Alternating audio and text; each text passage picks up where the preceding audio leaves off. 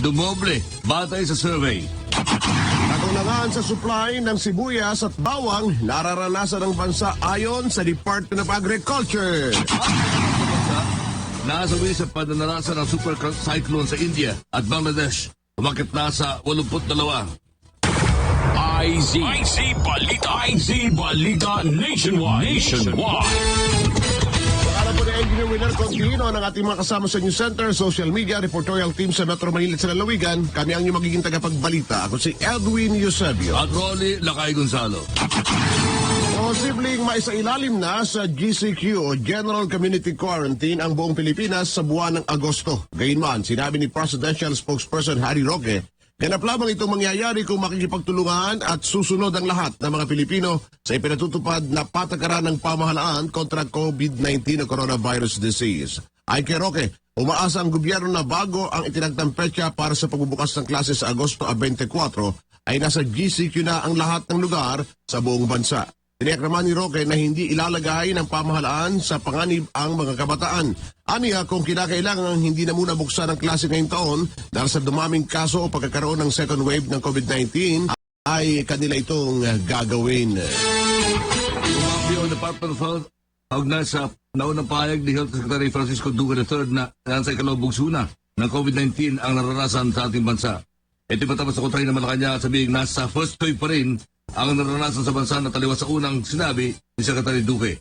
Ay kay Dr. Beverly Lorraine Ho ng Health Promotion and Communication Service Director 4, ang peak ng unang bugso ay noong March 31 o sa naitalang 538 kaso ng COVID-19. Hinihingi naman o humihingi naman ang pamahilang ng Department of Health sa naidulot nitong halituhan sa publiko.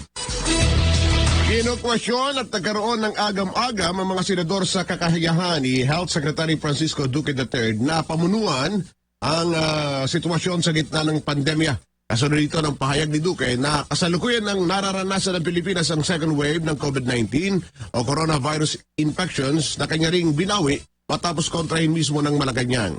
Ayon kay Senador Joel Villanueva, may tuturing ng hindi kapanipaniwala at hindi maasahan ang paiba-ibang pahayag ng kalihim na makukumpara sa pagpapalit ng panahon.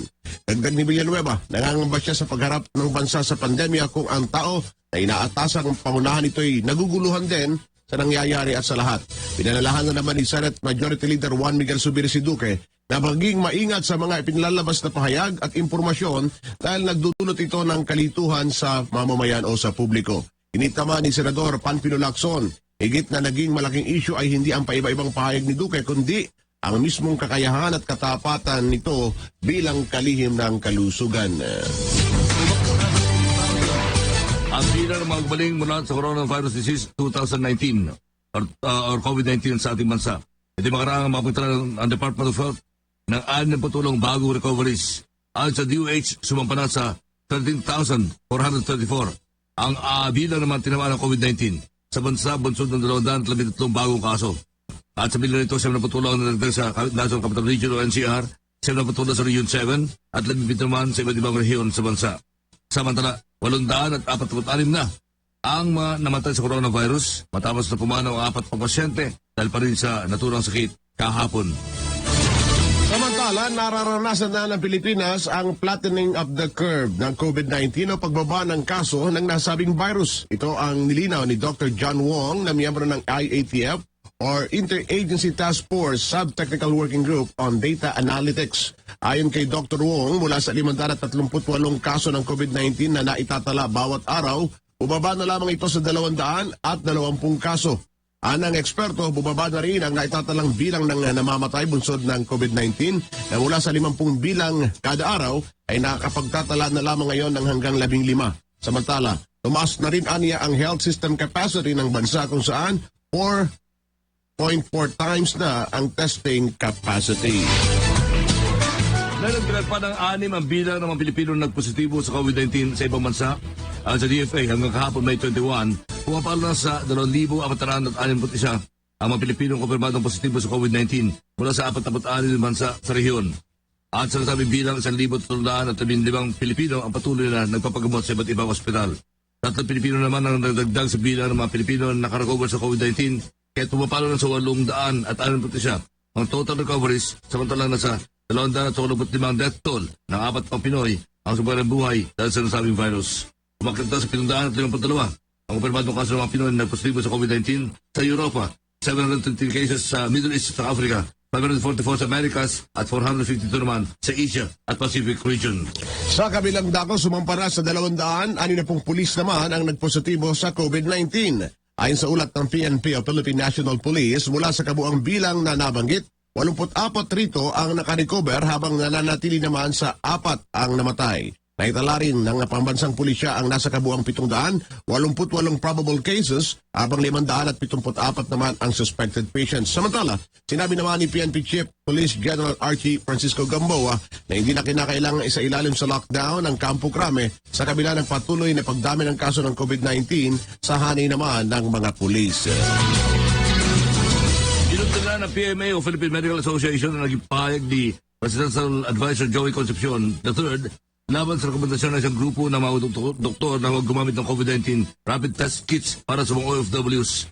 Ay kay PMA President Jose Santiago Jr., uncalled for o hindi matuwira ng sabi pahayag ng Concepcion laban sa mga doktor na nagtatrabaho para makatulong ng mga gamot ng mga tinamaan ng COVID-19.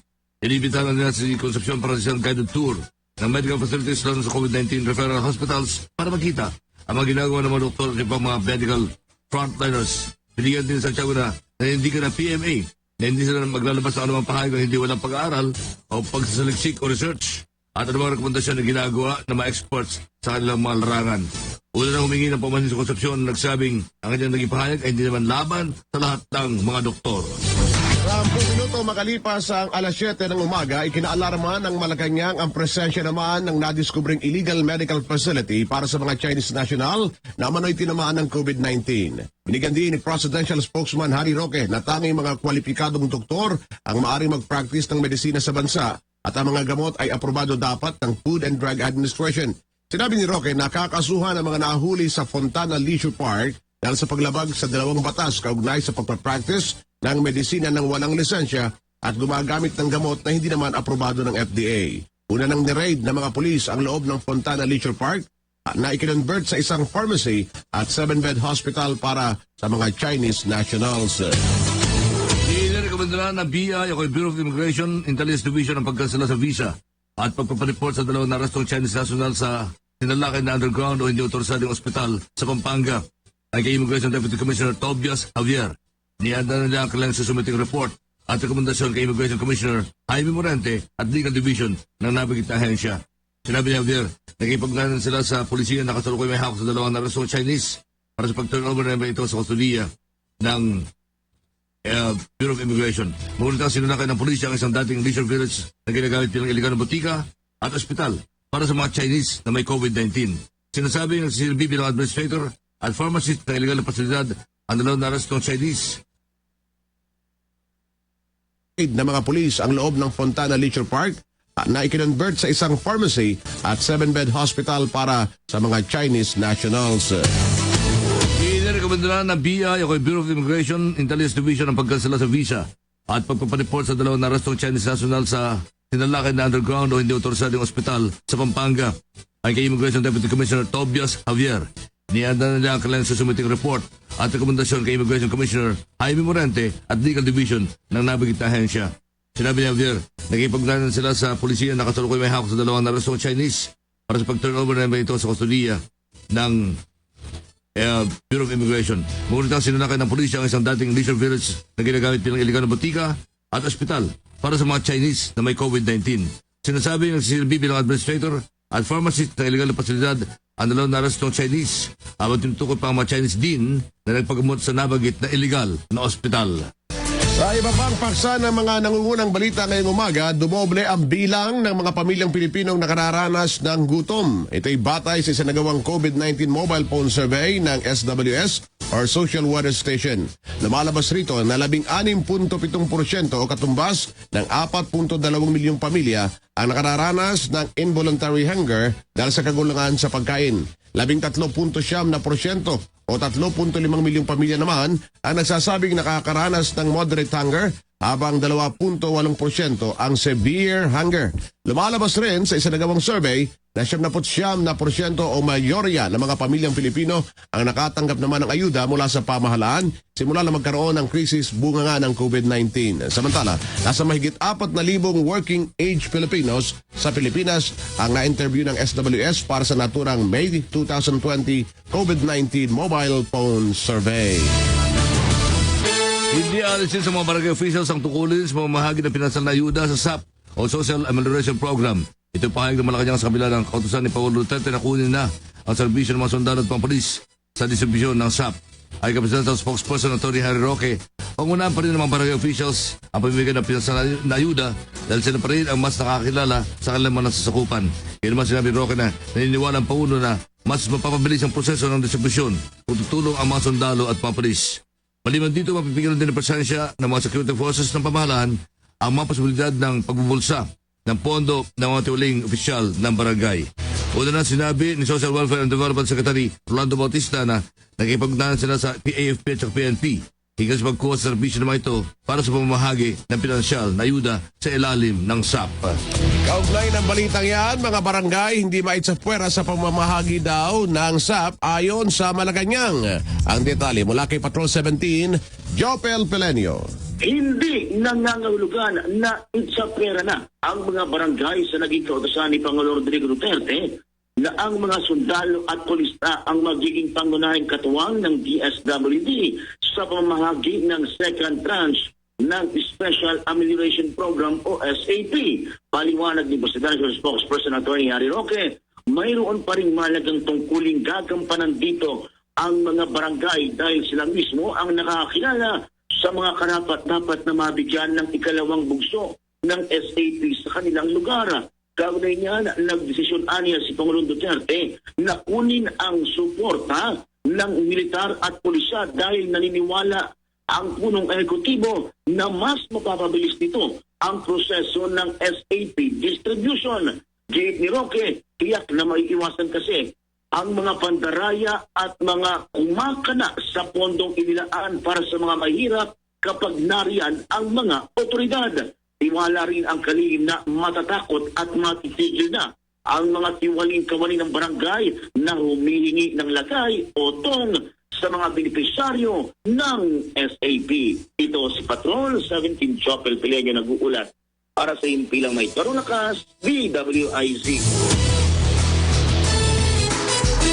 5, Aya Yupanco. Arestado ang dalawang anak ng isang konsehal sa lungsod ng Maynila at apat na iba pa sa isinagawang drug bypass operation sa Tondo. Kinilala ang magkapatid na suspect o na-aresto na sina Janet Fajardo alias Jing, 27 years old, at Jonathan Fajardo alias Atan, 33 years old, na mga anak ni Manila 1st District Councilor Jesus taga Fajardo. Mismong si Councilor taga Fajardo pa ang humiling o sumulat sa Manila Police District noong Mayo 6 para arestuhin ang kanyang dalawang anak na nagpapatakbo mano ng drug den sa tabi ng kanilang bahay sa Barangay 19, District 1 kung saan barangay chairman ang kanilang kapatid. Dagdag ni Councilor Fajardo, hindi niya po konsintihin ang pagkakasangkot ng kanyang dalawang anak sa illegal drug trade. Himas rehas na ang 6 na drug suspects sa MPD Station 2 na kakasuhan sa paglabag sa Comprehensive Dangerous Drugs Act of 2002. It is Patrol number 5. Ayaw pa ang katagulat. Simple Matador Lakas, DWIZ. Magpapatuloy ang ating mga karagdagang ulat at balitaan samantala. Patalastas muna, Philippine Standard Time, alas 7:17 ng umaga. IZ Balita Nationwide. The Philippines Graphic is the last news weekly magazine standing. Read incisive analysis and in-depth reportage in the pages of the Graphic. Enjoy the freshest short fiction and best poetry this magazine offers in its literary pages each and every week. Intelligent minds gather at the Graphic. Grab a copy now.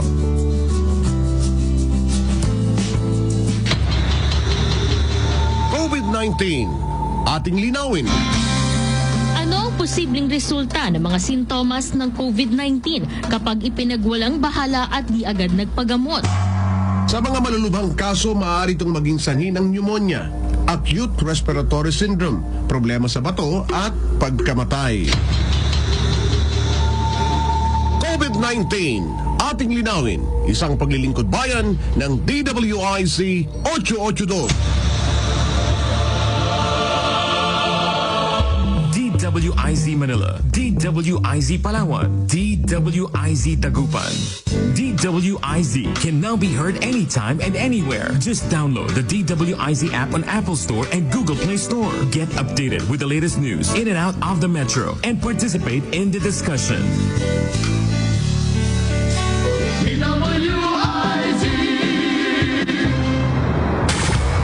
IZ Balita. IZ Balita Nationwide.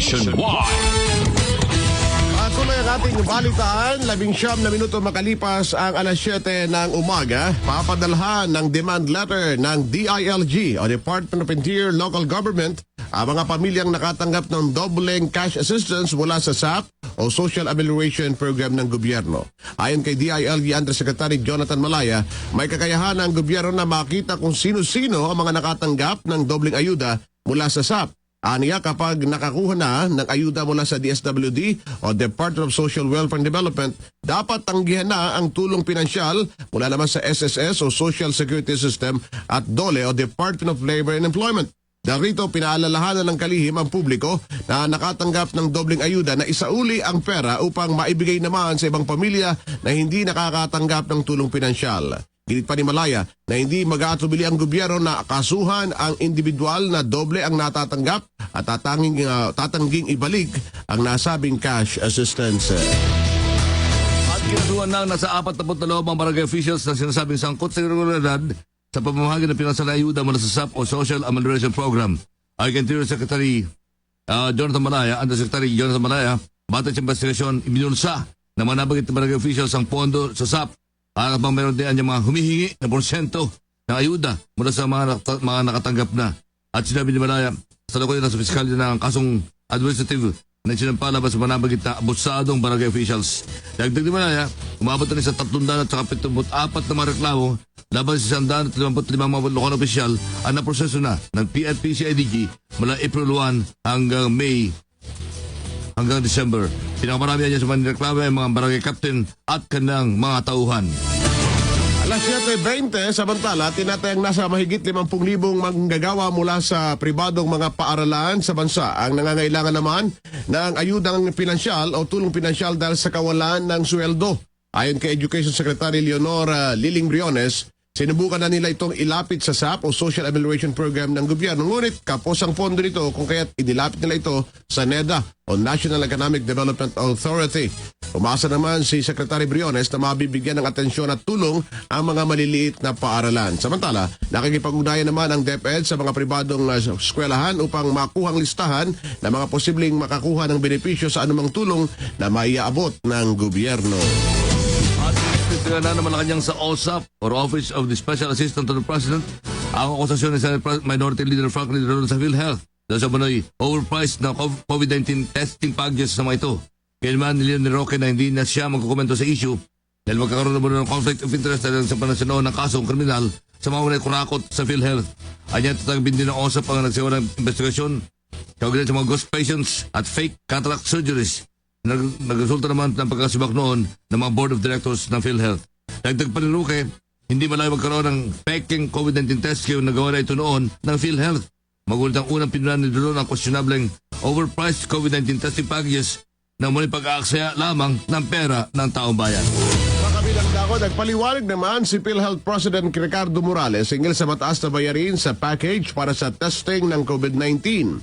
Ayon kay Morales, ang 8,150 pesos na presyo para sa COVID-19 test ay para lamang sa test na ginawa noong Marso kung kailan limitado pa ang supply nito. Sinabi ni Morales na malakas ang demand subalit kakaunti lamang ang mahanap na test kits noong mga panahon yaon kaya mataas ang presyo.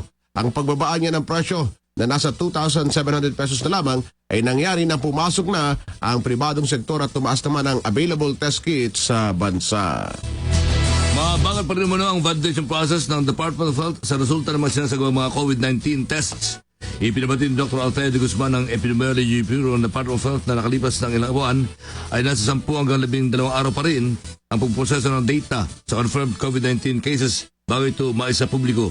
Ang turnaround time anya ay aabot sa 7 hanggang 10 araw, habang ang 2 araw naman ay gugulin para maibigay sa local government units ang COVID-19 test results. Inamin ni De Guzman na malaking hamon sa kanila makuha ang real-time data dahil paper-based ang mga dokumento at maraming tanggapan pang dinadaanan ng mga ito.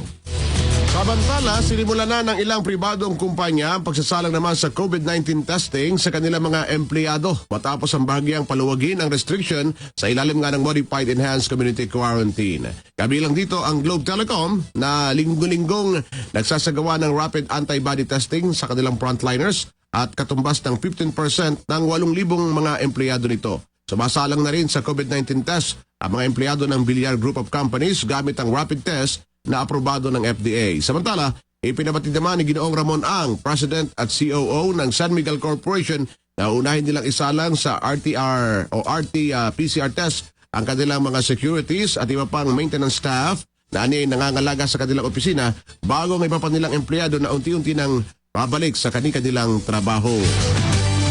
At kinundina ng Migrante International na tila pagturing bilang kriminal sa mga balikbansang OFWs, raw sa Filipino workers na tumakas mula sa kanilang quarantine facility. Dahil kay Migrante International Chairperson Joanna Concepcion, isang malaking kahihiyan na tinatratong kriminal ng pamahalaan ang mga OFWs na natroba na sa karanasan sa ibang bansa at sa quarantine facility sa Pilipinas. Iginit ni Concepcion, wala natatanggap na sapat at narapat lamang ng tulong pinansyal, psychosocial support, serbisyo medikal at transportasyon ang mga uwing OFW sa bansa mula sa pamahalaan. Binitikot din ng grupo si Foreign Affairs Secretary Teodoro Locsin Jr. matapos ng himukin ng mga otoridad na arasuhin ng mga OFWs na tumakas mula sa kanilang tinutuluyang quarantine facility. Kamakailan inulat ang Philippine Coast Guard ang pagtakas mula sa quarantine facility ng 8 OFWs kung saan isa sa mga ito ang kalaunin na batid na nagpositibo nga sa COVID-19 or coronavirus disease. Sa kabilang dako, mga OFWs na sakay naman ng 2 luxury liners paparating na sa Pilipinas. Detalye Patrol 45, Raul Esperas. Dalawang grupo ng mga overseas Filipino worker o mga sakay ng 2 luxury liner ang inaasahang darating ngayong araw na ito sa ating paliparan. Ang unang grupo ay kinabibilangan ng mahigit 100 OFW na sakay ng MP Costa Atlantica at sila ay darating ngayong gabi sa NAIA Terminal 3 sakay ng ANA Airlines Flight NH869. Ang ikalawang grupo naman na kinabibilangan ng 41 luxury liner cruise ship ay darating sakay naman ng Korean Airlines KE623 ngayong alas 10 ng gabi. Katulad ng inaasahan, ang grupo o ang mga ahensya katulad ng Department of Labor, ang Overseas Worker and Welfare Administration, kundi ng Department of Foreign Affairs, ang kabilang sa sasalubong sa mga ito na agad na isa-isa ilalim sa rapid test. Ang mga ito titadalhin sa isang accredited ng Bureau of Quarantine para sa 14 days mandatory quarantine sa mga ito. Raul Esperas, Patrol 45, nagulo sa Pinametodo Lakas, DWIC. Kaugnay niyan, uuwi na ng Pilipinas ang 4 rin na Pilipinong nasa Sweden sa gitna na rin ng COVID-19 pandemic. Ayon kay Consul General Raul Dado, ang mga naturang Pinoy ay nagtatrabaho sa isang lugar sa Sweden na hindi ligtas kaya't nais na mga itong umuwi na lang ng Pilipinas. Gayunman, ipinabatid ni Dado na ligtas ang iba pang Pinoy sa Sweden na nakapagtala ng mahigit 31,000 kaso ng COVID-19 kung saan halos 4,000 ay namatay. Wala niyang Pilipino sa Sweden na mayroong sakit bagamat pinamonitor naman nila ang sitwasyon ng mga ito. Ayon pa sa DFA, tinatayang 15,000 Pinoy ang nagtatrabaho sa Sweden bilang health workers, engineers, mining professional, administrative staff at mga nasa industriya ng fashion, culinary, services at iba pang sektor. Nakabalik na sa Sangli Point sa Cavite City ang BRP Bacolod City matapos ng matagumpay na misyon sa ibang bansa bilang bahagi ng kampanya ng pamahalaan laban sa coronavirus disease or COVID-19. Ay kay Philippine Fleet Public Affairs Office Chief Lieutenant Vanessa Laico, PAO mga personal protective equipment o kay PPE assets or sets ang kinuha na barko sa China bago inetid sa Davao City. Sa isang simple seremonya, masayang sa lubong at binati ni Philippine Fleet Commander Rear Admiral Lomer P. Bernabe ang mapasyal at alis personal ng barko. Matutala kinuha ng gobyerno ang serbisyo ng PRP Bacolod para kumuha ng medical equipment sa China. Binabahagi ng mga kapang ng gobyerno upang makontain ang virus. Kabilang sa makinuhang shipment ay ang 700,000 KN95 face masks at 200,000 sets ng PPE tulad ng goggles, head cover, gloves, surgical masks at surgical gowns. Mga karagdagang pang malalaking balitang sa inyo kasama ang mga ulat sa Metro Manila at sa lalawigan. Samantala, patalastas muna Philippine Standard Time, alas 7:28:30 segundos. Time check na ito ay hatid sa inyo ng Eternal Plants. Your future is our concern. IZ Balita Nationwide. Ang IZ Balita Nationwide ay sambayang napapakinggan sa mga sumusunod na himpilan ng RPN Radio Philippines Network, DZRL Batak, DZKI Iriga, DYKB Bacolod, DYKC Cebu, DXKS Surigao, DXKO Cagayan de Oro, DXXX Zamboanga, DXKD Dipolo, DXKT Davao, DXDX General Santos. Mas pinalawak na pagbabalita, IZ Balita Nationwide. Patuloy na naglilingkod sa bayan. Mas todong pagbabalita. Mas todong pagseserbisyo publiko. Ito ang DWIZ 882. Mas todong lakas, mas pinakikinggan ng buong bansa. Palakasin ang resistensya para tiwas-iwas sa sakit with proper diet and exercise. Upang tiyakin ang malusog at malakas na katawan, kumain ng tama at mag-ehersisyo. Sabayan ng MX3 na may alpha, beta at gamma nutrients, low in sodium content, cholesterol at fat-free. MX3 to help avoid pain discomfort. Iwas-iwas sa sakit with proper diet and healthy lifestyle. MX3 para M-Extraordinary. To God be the glory. Mahalagang paalala, ang MX3 capsule ay hindi gamot at hindi dapat gamitin paggamot sa anumang uri ng sakit. DWIZ 882. Maririnig saan man panig ng daigdig. Mag-livestream lamang sa www.dwiz882am.com o i-download ang official DWIZ 882 app sa Apple Store at sa Google Play Store. DWIZ 882. Mapapakinggan worldwide. Narito na ang Filipino Mirror, ang unang tabloid sa negosyo. Nagtatampok ng mga eksklusibong balita at impormasyon ng pagtatagumpay sa negosyo. Ang tabloid na nagbibigay ng gabay at inspirasyon sa pag-unlad at pag-asenso. Filipino Mirror, naglalaman ng mga nagbabagang balita, napapanahong issue, maiinit na opinyon at komentaryo. Kaya bumili na, mag-subscribe at magbasa ng Filipino Mirror ng umasenso sa pagnenegosyo. Filipino Mirror, ang unang tabloid sa negosyo. Karambola nationwide na! Napapakinggan na sa iba't ibang bahagi ng bansa ang programang siksik sa matalino at makabuluhang talakayan sa 89.5 Home Radio Tacloban, 89.3 DWIZ Dagupan, 94.3 DWIZ Palawan, 106.7 Home Radio Cebu, 98.7 Home Radio News FM Davao, 92.3 Home Radio Legazpi, 93.5 Home Radio Cagayan de Oro, 98.3 Home Radio General Santos, 89.5 Home Radio Iloilo, at sa 95.1 Home Radio Naga. Pakinggan ang Karambola kasama ang mga host ng programa na sina Conrad Banal, Jonathan De La Cruz, Attorney Trixie Cruz Angeles, and RJ Nieto, aka Thinking Pinoy. Karambola nationwide na!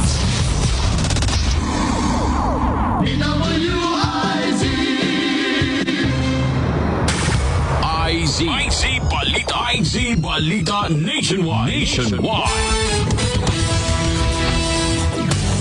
Alas 8:32, kami pa rin po ang inyong mga tinig balita ko si Edwin Eusebio. At Rolly Lakay Gonzalo. Maantala ang pagbabalik sa bansa ng barko ng Philippine Navy na BRP Davao del Sur. Ito ay dahil kinakailangan bumalik ng BRP Davao del Sur sa Cochin, India bilang pag-iwas sa super cyclone na kasalukuyang humahambalo sa naturang bansa. Ayon kay Naval Public Affairs Office Acting Director Lieutenant Commander Maria Cristina Rojas, naktakdasan ang dadating sa Pilipinas ang BRP Davao del Sur bukas, Mayo 23, matapos ito magsimulang maglayag noong Mayo 9. Gayunman, dahil nga sa malakas na bagyo sa bahagi ng Arabic Bay, kinailangan munang bumalik sa India ng barko ng Philippine Navy para sumilong at umiwas sa sama ng panahon.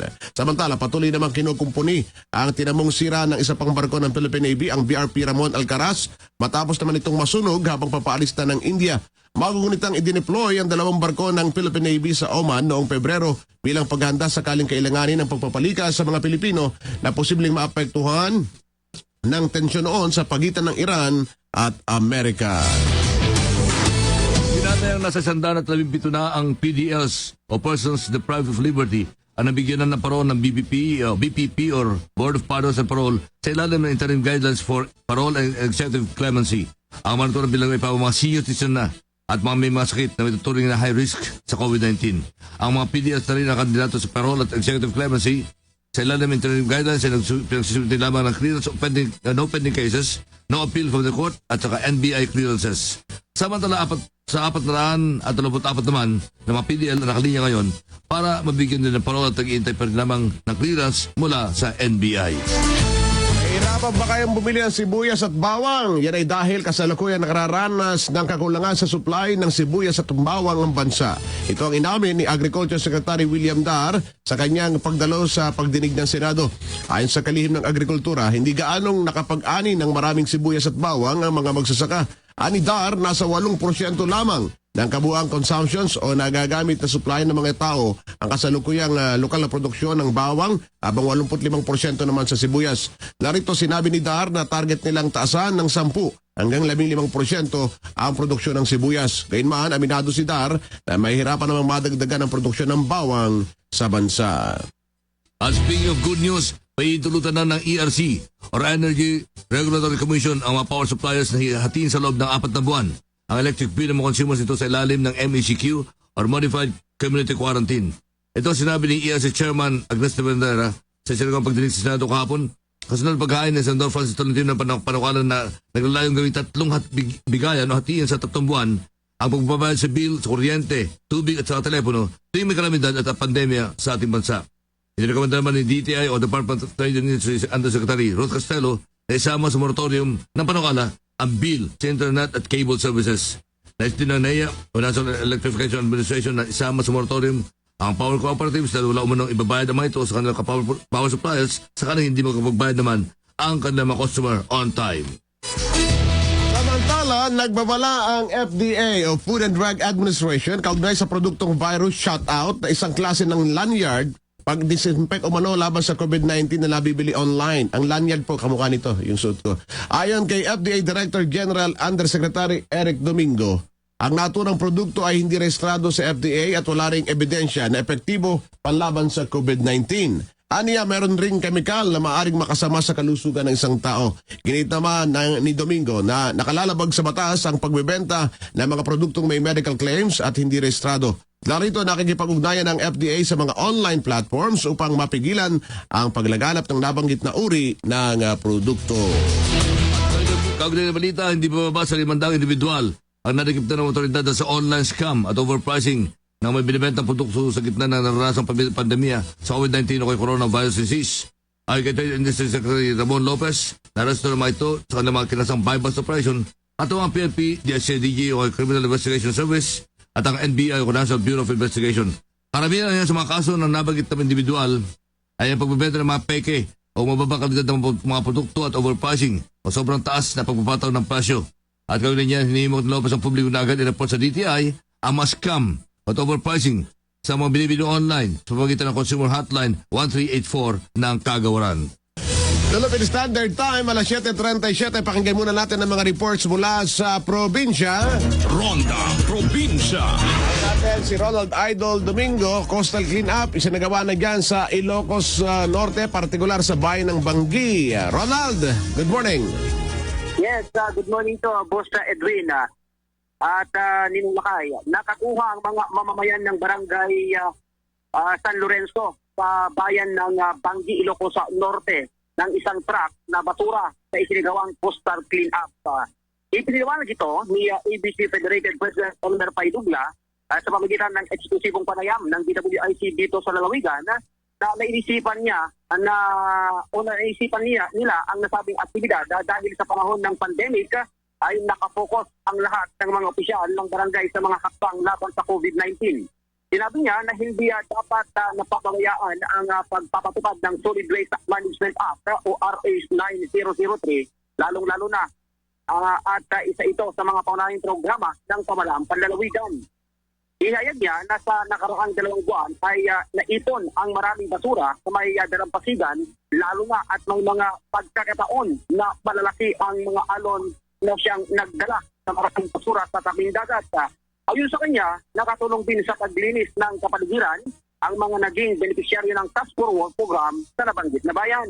Hindi dito, ipinagmalaki ni ABC Federated President Paydugla na maganda na namang tingnan ang tabing dagat sa bayan ng Banggi, lalong-lalo na sa takop ng barangay San Lorenzo. Ay nating nakalap na balita mula sa bayan ng Banggi, lalawigan ng Ilocos Norte. Ito si Patron Ronald Idol Domingo, nag-uulat para simpilang may tudong lakas, DWIC. Luzon Transport Group humihingi ng subsidiya sa pamahalaan. Report ng ating correspondent sa Central Luzon, Johnny Gole. Johnny. Yes, Lakay Edwin, umaapila nga sa pamahalaan itong iba't ibang transport organization, particular itong jeepney sa Central Luzon na mabigyan sila ng subsidiya upang makapamasada na ang kalahati sa kanilang mga kasamahan. Matapos na maideklarang nasa modified Enhanced Community Quarantine o MACQ itong mga lalawigan dito sa Region 3 simula noong Mayo 16. Tinukoy ng grupo ang hinihinging mga protocols ng IATF bago sila makabalik sa lansangan o makapamasada. Unaan nila itong 50% capacity na kailangan na lamang nilang maisakay na pasahero. Tiniyak nila wala sila umanong kikitain dito kundi break even lamang ang mga gastusin sa paglalagay ng mga plastic devices sa loob ng kanilang mga jeepney para para matupad nga itong social distancing at mga health protocols sa terminal. Lahat ng ito nila ay merong gastusin wala naman umano silang pondo upang magawa ang lahat ng mga ito. Maski sa gastusin nila sa krudo, sana ay makakuha sila ng discount at maging sa mga pyesa ng kanilang mga sasakyan ay sana magkaroon din sila ng discount. Nila sa panahong ipinaiiral itong ECQ dito sa Luzon, wala naman umano silang nakuhang tulong itong mga kasama nilang tsuper mula sa pamahalaan gaya ng cash assistance sa SAPA, maliban sa mga panakanakang relief goods mula sa lokal na pamahalaan at barangay. Nila kung sila pa umano ay magsasabalikat ng lahat ng mga gastusin nito ay hindi umano nila kakayanin ang nasabing mga halaga. Sa kasalukuyan, meron nang namamasadang ilang jeepney lamang sa mga city at poblasyon limits. Ngunit sa mga intertown roads ay wala pang pumapasadang jeepney. Samantala, meron na namang 3 kaso ng COVID-19 ang naidagdag dito sa talaan ng Angeles City matapos mailagay nga sa MCEQ o MACQ ang syudad dahil dito maabot na ngayon sa 21 ang bilang nitong nagpositibo sa COVID-19. Ang mga bagong naitalang nagpositibo sa virus ay nagmula sa Barangay Balibago, Lourdes Northwest at Barangay Kutkota. Kaugnay nito, hiniling itong si Angeles City Mayor Carmelo Pugi Lasatin Jr. Sa Pampanga Health Office na magdaos ng isang massive testing dito sa syudad partikular na sa mga lugar na merong mataas ng kaso ng COVID-19. Kasabay nito, ipinag-utos rin niya sa City Health Office at Barangay Emergency Health Response Team na maglunsad agad na malawakang contact tracing doon sa mga taong nakasalamuhan nitong 3 individual na bagong nagpositibo sa virus. Patuloy naman ang panawagan ng alkalde sa kanyang mga kabalen na manatili lamang sa kanilang mga bahay hanggat wala namang mahalagang lakad sa labas. Ito anya upang masagkaan ng pagkalat ng virus o kaya makahawa o kaya mahawaan sila ng nasabing sakit. Na-alarma kasi yung alkalde ng pagdagsa nitong mga tao at motorista sa lansangan na matapos nga maideklara na nasa MACQ na itong siyudad ng Angeles. So yan ang update. Buhat dito sa gitnang Luzon, ito si Johnny Goles, Central Luzon Patrol, Anagulas, sa Pilawito, Dulakas, DWIC. Tuloy-tuloy na balitaan, nakagawa na raw ngayon ang Pilipinas ng local PPEs o personal protective equipments para sa mga frontliners sa gitna ng kinakaharap na COVID-19. Sa isinagawang pagdinig ng Committee of the Whole, sinabi ni Trade Secretary Mon Lopez na 10 kumpanya ang sumang-ayon na gagawa sa Pilipinas ng sariling PPEs. Bukod rito, meron rin anyang iba pang electric companies na gumagawa na ng mask at ventilators. Magugunitang naharap ang Pilipinas sa kakulangan ng protective gears panlaban sa COVID-19 dahil nga sa global shortage. Nagpalabas na ng guidelines ang DOLE o Department of Labor and Employment para sa mga pamunuan at templado ng POGO o Philippine Offshore Gaming Operators habang may umiiral na quarantine protocols. Batay sa Labor Advisory Number 19 na kagawaran, kinakailangan mong sumite ang POGO ng kopya ng pinakabagong authorization to operate galing sa PAGCOR. Ito ay bilang isang patunay na maaari na magbalik operasyon ang isang POGO. Maliban pa ito sa documentary requirements para sa AEP or Alien Employment Permits sa mga dayuhan ng mga empleyado. At samantala, pinabayan naman ng DOLE sa kanilang regional offices ang pagpapasya kung kinakailangan pang magpalabas ng sariling guidelines pagod na paraan na magtanggap na ng aplikasyon ng Alien Employment Permits. Samantala, umaapela si Cavite Governor John Vic Remulla sa national government na payagan naman ang pag-aangkas sa motorsiklo ng mag-asawa sa gitna ng ipinairal na General Community Quarantine sa Cavite. Sa kanyang liham para sa IATF o Interagency Task Force on Emerging Infectious Diseases, sinabi ni Governor Remulla na magmula ng maisailalim sa GCQ ang Cavite, ilang mga pabrika at industrial locators ang itinigil ng kanilang shuttle services. Sinabi ni Remulla, bagamat inaasahan na ang pagbabalik ng pampublikong transportasyon, hindi pa rin anya nagbagong sitwasyon at marami pa rin ang nahihirapang sumakay. Binigyan din ni Remulla na nauunawaan niya ang scientificong batayan sa pagbabawal sa angkas pero hindi naman anya manaibas ang mag-asawang nakabakride sa motorsiklo at mag-asawang magkasamang nakasakay sa kotse. Sa kwarto nga, magkasama ito, di ba lakay? Iginit pa ni Remulla, maaari naman anyang magbigay ng couple pass ang lalawigan para sa mag-asawa na kanilang ipakikita sa checkpoint. Kaugnay nito, nangako si Presidential Spokesperson Harry Roque na kanilang tatalakayin sa pagpupulong ng IATF ang kahilingan ni Governor Remulla. At tatalakay sa pulong ng IATF, ngayong araw na ito ay patutupad na limitasyon sa mga religious gatherings o pagtitipon sa mga simbahan. Ay Presidential Spokesperson Atty. Harry Roque, siya mismo ang magsusulong sa usapin ng kanilang nakatakdang pulong ngayong araw na ito. Partikular niya dito ang hinayin ng simbahang Katolika sa limitadong bilang lamang na maaaring makibahagi sa misa o na mga aktibidad sa simbahan sa mga lugar na nasa ilalim ng MECQ or GCQ. Una dito, hinimog ni Roque ang CBCP or Catholic Bishops Conference of the Philippines na makipagdaan sa IATF at pagsubitin ng panukala kung paano may patutupad ang tinatawag na physical distancing sa mga pagtitipon sa simbahan.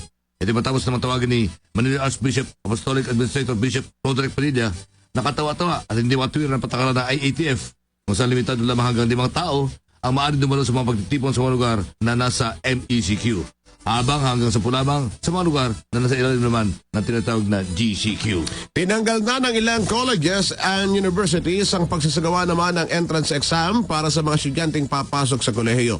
Ito'y bunsod na rin ng pagbabawal sa mass gathering o pagtitipon-tipon ng maraming tao sa gitna ng krisis sa COVID-19.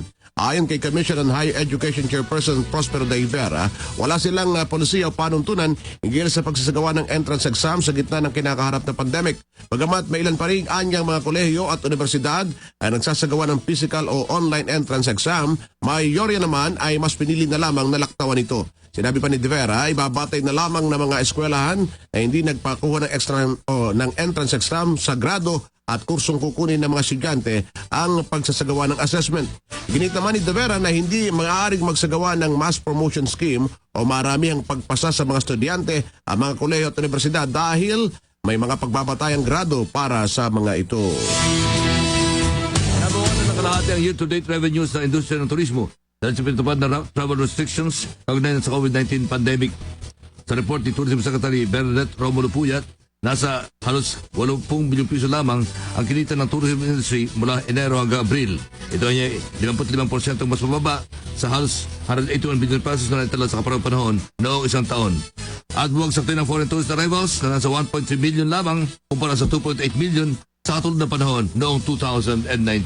Samantala, patuloy ang mararanasang mainit at maalinsangang panahon sa Metropolitan Manila at iba pang bahagi ng Pilipinas. Ayon sa Pag-asa, umalo na sa 41 degrees Celsius ang heat index ng alinsangang nararamdaman sa bahagi ng Science Garden sa Quezon City, bandang 1:30 ng hapon at pumalo naman sa 35.4 degrees Celsius ang air temperature sa nasabing lugar sa kaparehong oras. Samantala, 5 synoptic station nila ang nakapagtala ng pinakamaalinsangang panahon kahapon. Kabilang dito ang Ambulong, Tanawan City, Legazpi City, Sangli Point sa Cavite, bawang nasa 47 degrees Celsius ang naramdamang heat index at Science of Muñoz at Roa City na umabot sa 45 degrees Celsius ang naramdamang alinsangan.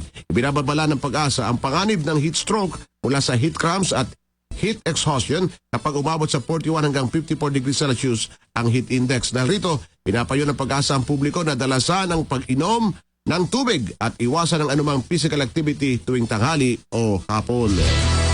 Nag-aaralan na ng pamahalaan ng posibilidad na payagan na ang dine-in operation sa mga restaurants o kainan para maiwasan ang pagdedeclare ng bankruptcy o pagbagsak ng ilang negosyong pagkain. Sa kanyang pagdalo sa pagdinig ng Senado kahapon, sinabi ni Trade Secretary Ramon Lopez na 70% ng kita ng mga restaurant ay mula sa mga dine-in o mga customers na kumakain sa loob ng establishmento. Ay kay Lopez, nakatakda ng inspeksyonin ng mga ilang mga fast food at restaurant bukas para tingnan ang kapasidad ng mga ito na magpatupad ng health protocol. Anya, oras na makumbinsi sila na mga ito iligtas na at kaya magpatupad ng minimum health protocol ay kanilang payagan na mga ito na pagbabalik ng dine-in operations. Kaya naman sinabi ni Lopez na magiging limitado lamang ito hanggang kalahati ang buong kapasidad ng isang restaurant para matiyak at tinatawag na social or physical distancing. Samantala, kinumpirma na ni House Speaker Alan Peter Cayetano na itinagdan na nila sa Mayo 26 ang pagdinig sa panukalang batas na layong ma-renew ang prangkisa o franchise ng ABS-CBN. Ayon kay Cayetano, tinayak na rin sa kanya ni House Committee on Legislative Franchises Chairman Franz Kikoy Alvarez na oras na magsimula sa Martes ang pagdinig ng prangkisa ng ABS-CBN ay magtutuloy-tuloy na ito.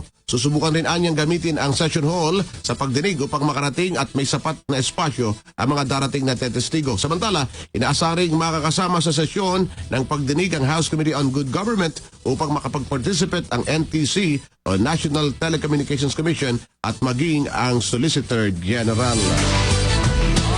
Tanda na 32 kataon, idinempot ng otoridad sa paglabag sa curfew hours sa probinsya ng Antique. Ay kinutan ng Colonel Norby Escobar, Deputy Director for Operations ng Antique Provincial Office, ay bawal lumabas ng bahay ang mga residente sa lalawigan mula alas 8 ng gabi hanggang alas 5 ng umaga. Unang kinasa ang curfew, kasabay ng Enhanced Community Quarantine o ECQ. Palipin patuloy ito kahit pa ibinabana sa General Community Quarantine o GCQ ang sitwasyon sa lalawigan mula noong Mayo 16. Samantala, nilin naman ng Antique Governor Rodora Cadiao na exempted sa ordinansa ang tinatawag na APOR or Authorized Persons Outside of Residence. Philippine Standard Time, alas 7:50 ng umaga. IZ Balita. IZ Balita Nationwide.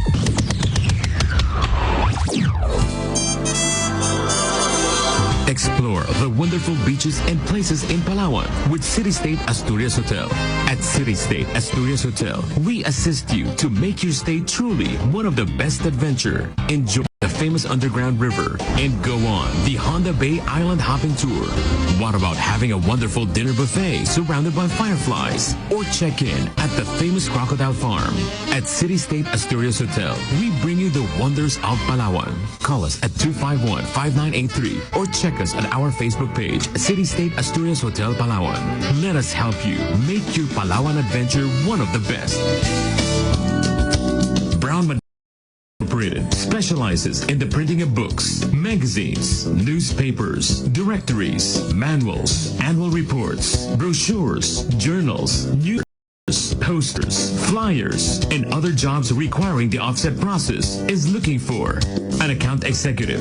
Must be a graduate of mass communication. marketing management, or any related course, preferably with work experience, must possess communication skills. Marketing Services Assistant, graduate of any business course, must have good communication skills, organized and computer literate, amenable to work in Parañaque. Company driver, at least a high school graduate with 1 and 2 driver's license, must have good experience as a driver and a good personality, amenable to work in Parañaque. Layout artist, must be a graduate of graphic arts and printing technology. Related. Fresh graduates are welcome to apply. Amenable to work in Parañaque. Interested applicants may send their resume at alcchrd.recruitment@gmail.com or call 8810-0176, local 126 or 8813-7025. Look for Miss Pauline La Chica, Mr. JP Estrella, or Miss Noel Tuazon. Interested applicants may send their resume at bmpi_hrad@yahoo.com Philippines or call telephone number 8821-7820 local 101 or 120 and look for Miss Diane G. Diloy. DWIC, mapapakinggan at mapapanood sa makabagong radyo nasa inyong telepono. Log on www.dwic882am.com. Please like and share.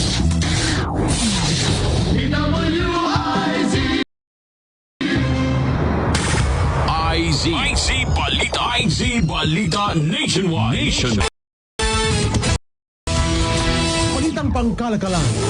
Nakukuha ng Pilipinas ang malaking bahagi ng mga mag-aalisang investment mula sa Wuhan City, China na itinuturing na epicenter ng COVID-19 coronavirus disease. Ayon kay Trade and Industry Secretary Mon Lopez, bagamat meron ng hindi bababa sa 16 na mga Wuhan-based companies at mahigit 100 mga kumpanyang nakabase sa China ang nagkaka-interest sa Pilipinas, mas marami pa rin anyang mga investors ang mas pinipiling lumipat at mamuhunan sa iba pang mga bansa sa Southeast Asia. Sinabi pa ni Secretary Lopez, isa sa pangunahing dahilan ng kanyang nakikita ay kakulangan ng infrastruktura sa Pilipinas. Dagdag ni Lopez, karamihan din na mga Chinese investor ay mas pinipiling lumipat sa Vietnam na ligit na mas malapit ang capital nito sa Hanoi sa mainland China.